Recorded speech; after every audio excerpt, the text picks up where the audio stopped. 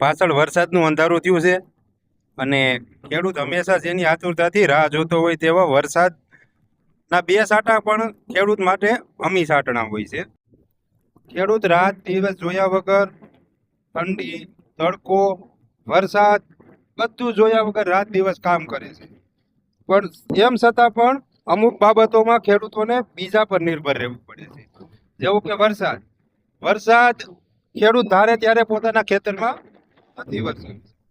એવી જ રીતે એક બીજી મહત્વની બાબત છે કે ખેડૂત મહેનત કરી અને પોતાનો પાક તૈયાર કરે છે ત્યારે વેચવા માટે પણ એને બીજાનો આધાર રાખવો પડે છે. એ પાકનો ભાવ એ જાતે નક્કી નથી કરી શકતો.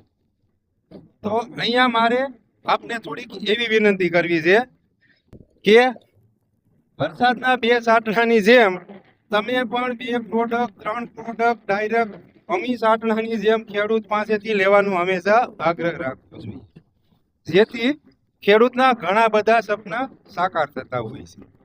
જય જવાન, જય કિસાન.